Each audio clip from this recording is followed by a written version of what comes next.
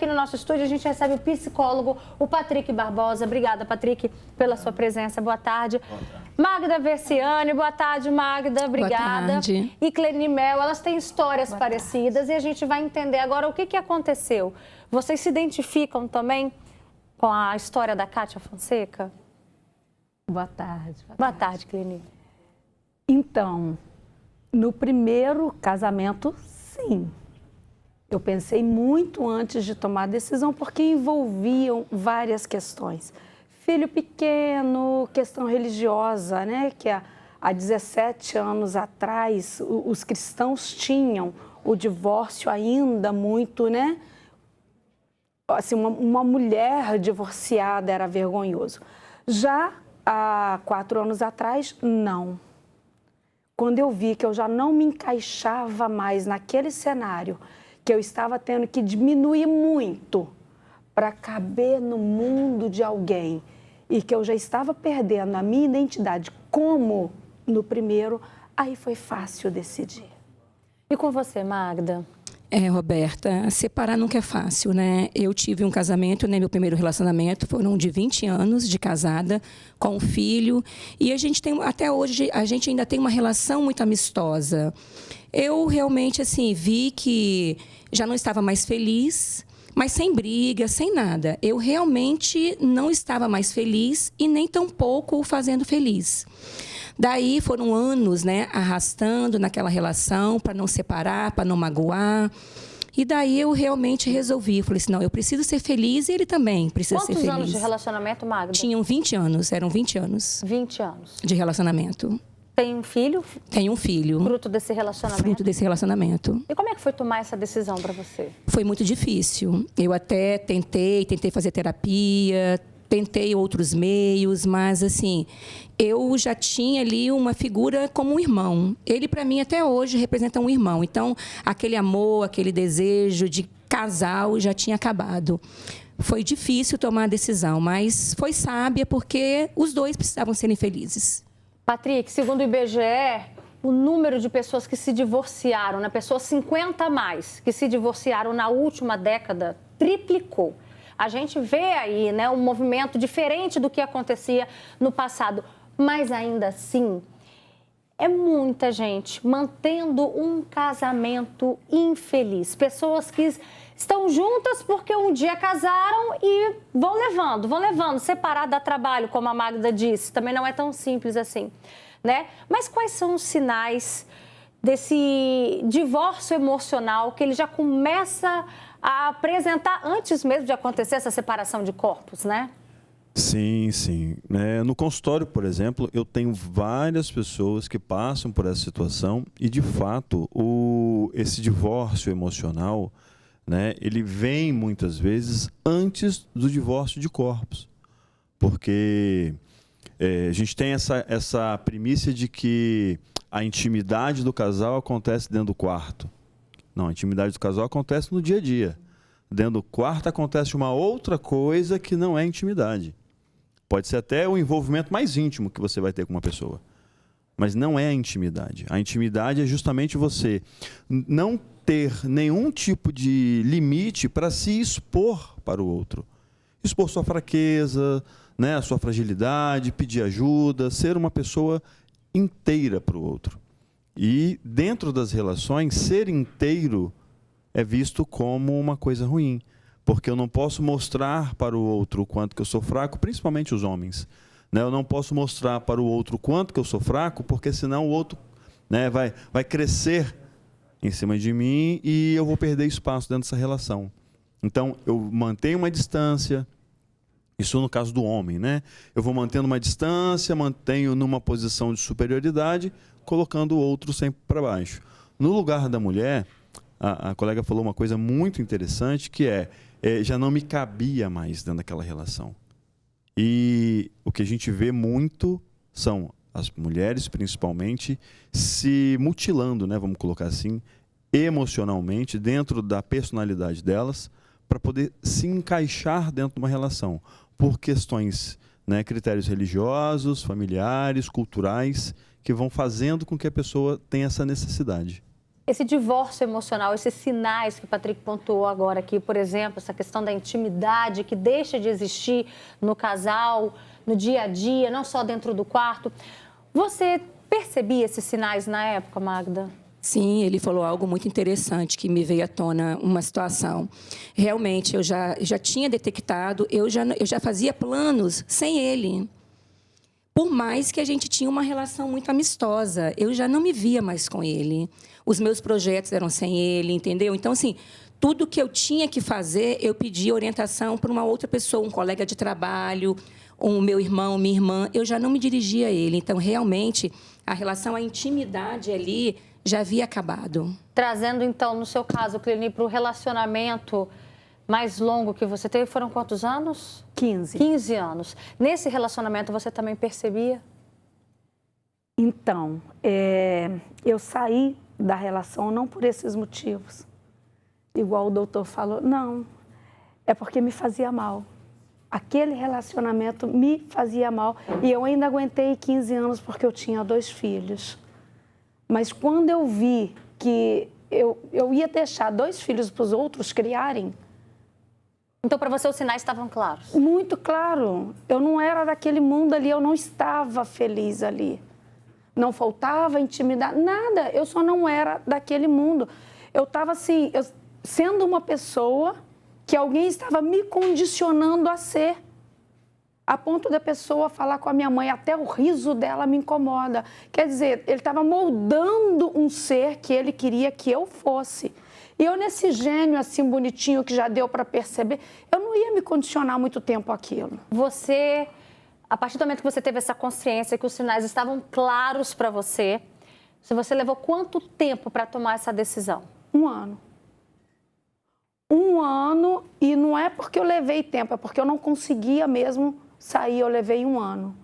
Aí saí, fiquei mais uns 10, 12 anos solteira, contraí um novo relacionamento e também não acabou por essas questões. Acabou porque os problemas dele eram muitos para eu ter que suportá-los. Eu tinha que me diminuir muito para caber naquele mundo. Eu também não estava feliz e hoje eu prezo pela minha felicidade. Ó, você de casa já vai mandando seus comentários que a gente vai abrir já espaço aqui para as participações, tá? Que a nossa editora-chefe colocou uma pergunta muito forte aqui embaixo. Coloca aqui, Adriana Marques, nossa editora-chefe maravilhosa, ela fez uma pergunta muito forte que eu tenho certeza que isso vale uma reflexão aí na sua casa. Você é feliz, de fato, no seu casamento ou você se esforça para manter a relação? Vocês se suportam? Manda pra gente o seu comentário, que a gente já vai ler rapidinho, mas antes, quem terminou? Você? Eu. Quem terminou? Você? Eu. E a pesquisa mostra isso também, né? Dados recentes mostram que geralmente as mulheres que pedem esse divórcio. Por quê, Patrick? Essa iniciativa vem da mulher?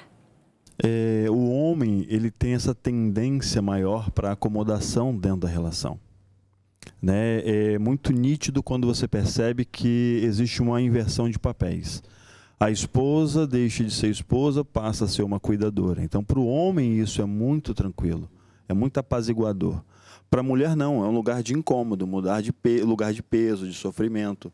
Né? Quando eu falo essa questão da intimidade, é justamente essa, né? De você não poder se abrir para o outro. E mãe, ela não conta tudo para o filho. Então, se você tem um filho, você vai contar para ele. Se o seu marido é o seu filho, você vai dividir com ele as suas dores, as suas frustrações. Você não vai. Então, você começa a buscar isso fora. Né? Não no intuito de traição, mas no intuito de apoio mesmo. Você não tem um apoio em casa. O marido, né, e a esposa são pessoas que vão apoiar o outro dentro de uma relação. A felicidade ela é individual, mas ela é muito pautada na condição de vida que você tem. Se você vive um relacionamento pesado, dificilmente você vai ser feliz. Vamos lá, então. Conto com a sua participação. São 2 horas e 31 minutos. Vamos abrir espaço para os comentários que já chegaram. Eu conheço várias pessoas que fazem isso por conta de religião, situação financeira, status. Filhos também, tem muita gente que fala sobre filhos aqui. Olha, eu conheço um monte de gente que vive de aparência, eu nunca me sujeitaria a isso, é um comentário de uma telespectadora. Outra pessoa diz, boa tarde, Roberta, engraçado, meu primeiro marido, eu me separei com minhas 2 filhas pequenas. Hoje tenho uma relação de 30 anos com uma pessoa, mas já até me acostumei com a infelicidade. Olha o comentário desse telespectador, não, no caso é uma telespectadora. Muito forte isso. Já me acostumei com a infelicidade. Outro relato, boa tarde, Roberta, meu pai ficou casado por 40 anos. Me comunicou que ia separar, mas permaneceu no casamento por um câncer da minha mãe. Ela faleceu e ele ficou firme, hoje está tranquilo, não a deixou, mas cumpriu a missão. Também tem muitos relatos de pessoas, né, que por conta, às vezes, de uma doença, acaba também cumprindo a missão, mas aí também já é um outro assunto. Tem relatos aqui que chegou pra gente, boa tarde, eu tenho uma amiga assim, tem um relacionamento turbulento, mas ela não consegue sair. A desculpa, a filha que não quer deixar o pai, mas minha amiga sofre muito com esse relacionamento. Mais um comentário que chegou, minha irmã de 45 anos vive um casamento de 12 anos com um narcisista. E ela vive um ciclo tóxico, extremamente abusivo, não consegue se libertar, porque sempre coloca os filhos como prioridade. Ela é jovem, bonita, super inteligente, uma pessoa incrível, mas não se sente capaz de viver sozinha com os 2 filhos. Existe o medo? Bateu o medo em vocês também? O medo sempre vai existir, né, Roberta? Mas pior é ficar numa relação que você está infeliz. Com relação a filhos, quando eu me separei, o meu filho tinha 16 anos, já estava maior. Mas mesmo que ele tivesse menos idade, os filhos crescem. E o filho vai ficar ali numa relação que os pais não estão felizes mais, não se amam, também é ruim, entendeu? O medo existiu, mas, como diz o ditado, mesmo com medo, eu quis sair de casa. E para você, Cleni, existiu um medo? Não. E nenhum dos 2. Foi libertador até? Foi. Eu carrego ainda marcas disso, né?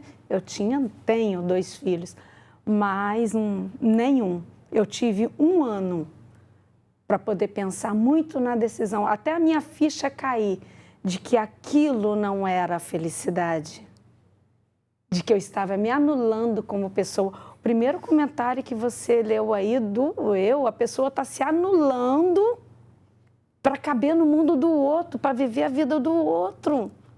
De que forma que essa conta pode chegar na vida dessa mulher? Essa mulher que se anula, essa mulher que se diz infeliz e que não consegue terminar esse relacionamento? Nitidamente, ela já tem depressão, né? Ela já está numa condição de adoecimento. E aí, trazendo um pouco mais, eu sei que é polêmico, né? Mas trazendo um pouco mais, ela pode desenvolver um câncer. Porque, olhando para essa figura, é uma pessoa que já desistiu da vida. Porque uma pessoa que ela acostuma com o sofrimento, ela é pesado, mas ela já desistiu de viver. Ela só está ali existindo por conta de outras coisas que não solicitaram a ela esse sacrifício. Muito forte, né? Outros relatos que chegaram. Não para de chegar comentários, tá?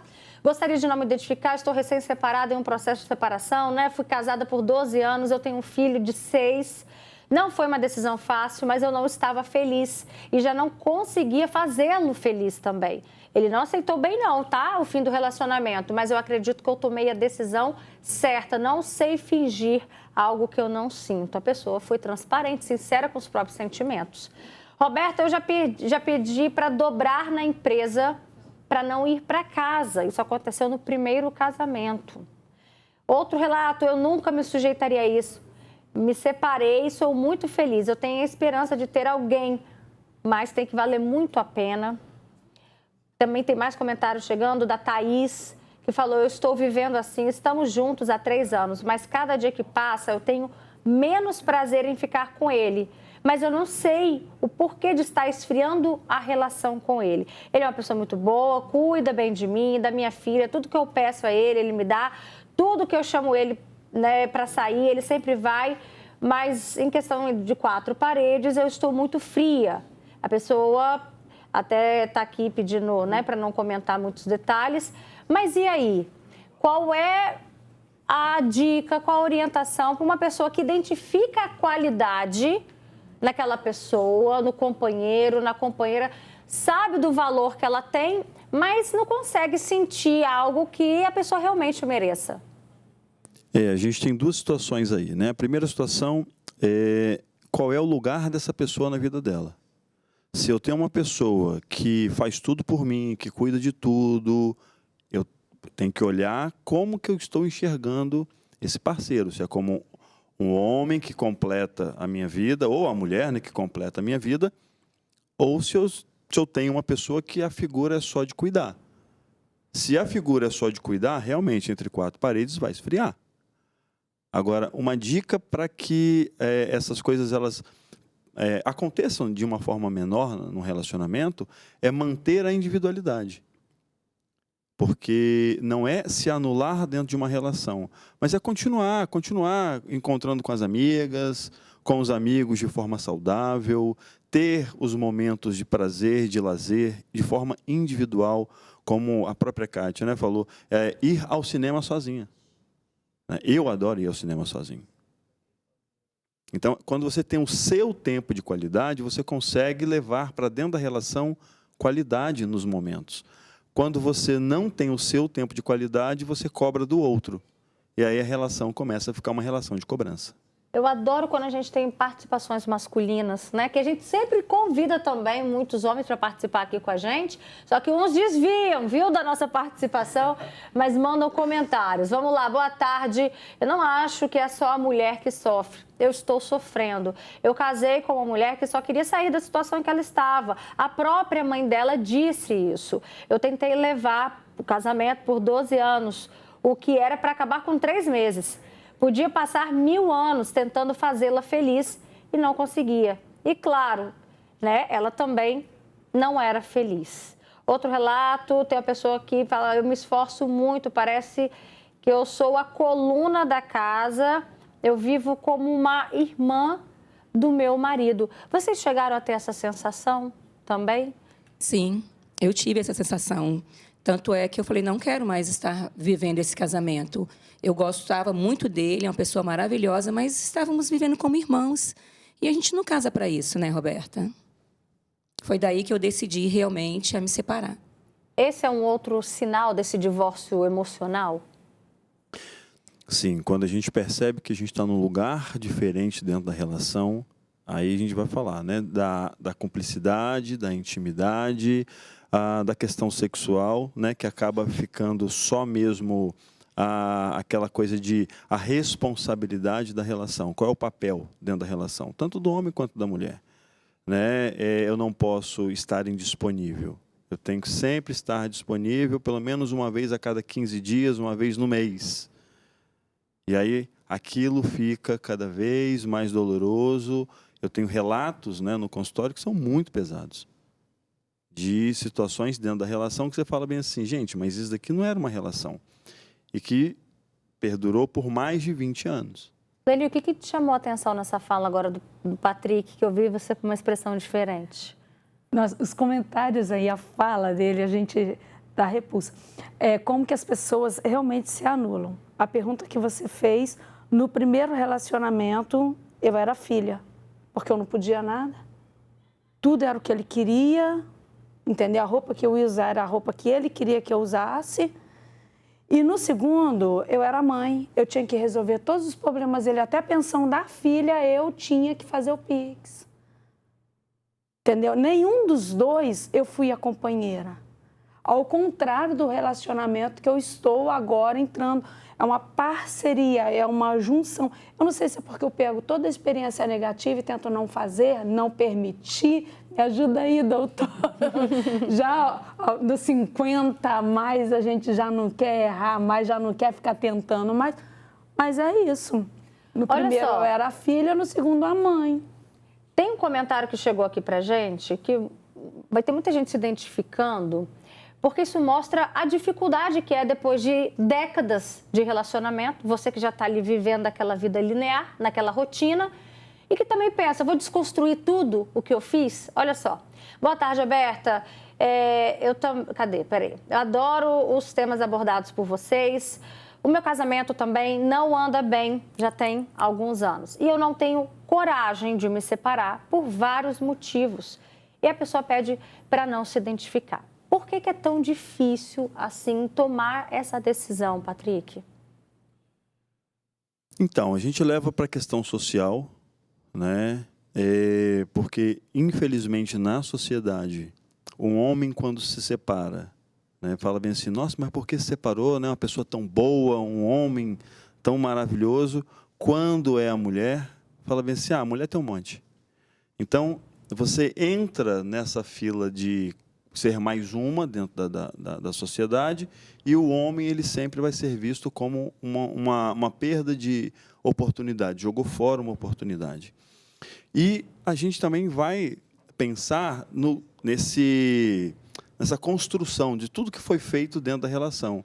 Aí tem a questão financeira, a questão religiosa, né, os acordos sociais, tudo isso vai pesar. E se tiver filho, fica pior. Olha só, outro relato também que chegou pra gente. Boa tarde, Roberto. Eu sofri 22 anos com o pai dos meus filhos e aí para não deixá-los para trás, né? Mas hoje, aí, tá vendo? Uma pessoa que deixou de separar por conta de filhos. Isso é mais comum do que a gente pensa? É mais comum do que a gente pensa, porque às vezes a pessoa traz na história dela, né, que os pais separaram quando era criança e não quer que o filho passe pela mesma situação, mas não entende que um casamento adoecido, ele gera mais dano para a criança do que a separação. E às vezes, quantas situações a gente já ouviu aqui no programa também, que deixa de separar porque, priorizando os filhos, né, o convívio ali, aquela ideia da família, só que os filhos crescem, uma hora saem de casa, aí o que a pessoa pensa? Eu não tenho mais idade para separar, né? E aí fica vivendo aquele relacionamento infeliz, se anulando. E aí, voltando para o comentário da pessoa, ela disse que ela teve coragem de se separar, tá? Depois de 22 anos de relacionamento, ela também se separou, casou novamente e hoje é muito feliz. E hoje, vocês? Eu estou muito feliz. Estou numa fase ótima. Tá com o tico-tico no fubá? Não, não é só por isso. Não é só por isso, não. Teve uma vez fazendo uma brincadeira aqui, Foi, gente. ela falou assim, tá na fila. Não tô na fila, pista. Você falou tá na pista. Aquilo, o telefone não parou. Tá na pista. Não tô mais na pista. Mas não é só por isso, né? Já uns 3 a 4 anos que eu estou vivendo uma felicidade, tanto profissional, quanto no meio religioso, quanto comigo mesma.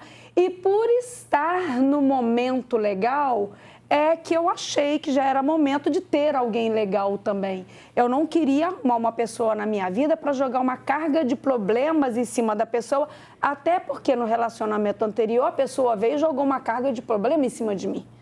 Então eu me encontro no momento, já há 3 anos, vivendo uma felicidade que eu estou tão feliz que eu quis dividir essa felicidade com alguém. Tá explicado. E você, Magda? Eu também não tô na pista, mas eu estou muito feliz. O que acontece? Depois dessa minha separação, eu tive um outro relacionamento de mais 9 anos e que já tem 2 anos que eu estou separada também. E estou bem. Estou bem feliz, fiz também uma transição de carreira junto e as coisas foram surgindo e eu estou muito bem. É isso aí, gente, é sobre isso. Ó, ninguém tá falando aqui, pelo amor de Deus, tá? Pra separar. Porque não. Mas o que a gente debateu aqui, se você vive algo que te incomoda no seu relacionamento, a gente deixou a pergunta bem clara, né? Se você é feliz no seu casamento, se sua resposta é sim, alimente esse sentimento que é maravilhoso. E se sua resposta for não, que isso faça te refletir. O que você pode fazer, né, de diferente? Como que você pode mudar esse sentimento? É essa a reflexão. Obrigada, Patrick, pela sua participação aqui com a gente. Obrigada, Magda, Cleni também, que abriram o coração. Tá bom? Um beijo e uma boa tarde.